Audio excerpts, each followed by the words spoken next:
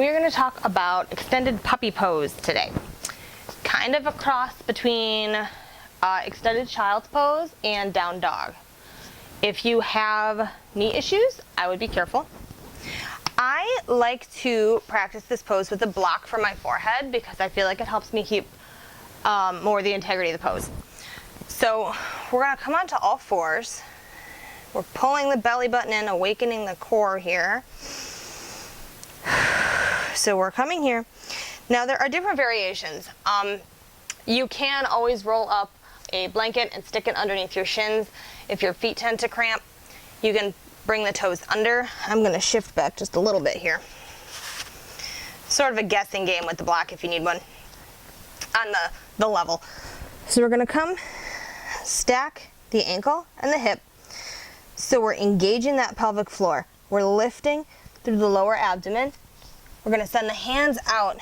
We're going to come down. I'm going to come down onto the block. But we're keeping the femur, the thigh bone here, straight as we can. So that's the other thing is too, the elbows are not going to come onto the mat. We're going to come down onto the block. And so we're stretching out that entire armpit area. So we're lengthening through the back of the neck. We're pressing the hands actively into the mat. And I'm going to take the block out just so you can see the difference. So if I'm to come all the way down here,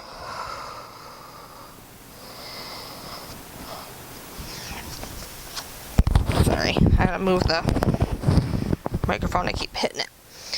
So if I'm to come all the way down, notice what that does to my shoulders. There's a lot more stress placed on that shoulder joint, I feel.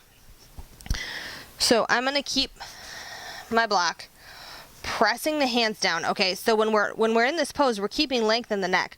We're not going to crunch the neck.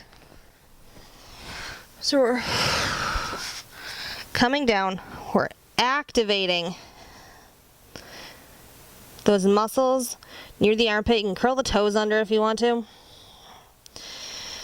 But you're going to have a slight curve in the low back. That's okay. We're lengthening down all the way through the coccyx here. And we're stretching out that entire armpit area. If you let your forearms drop, that's not going to happen. So we're pressing, and you press those pinkies into the floor, into the mat, and you're getting a nice stretch all through your lat, through some of the rotator cuff muscles, but we're keeping those shoulder blades in check. So we're sending those inferior angles towards the spine as much as we can, and that's going to create that stretch that you feel. It's going to help stretch those muscles out. The other thing that we're activating are the rhomboids in between the shoulder blades. We're pressing the shoulder blades down because otherwise we just end up like that with the neck completely crunched, and we don't want to do that.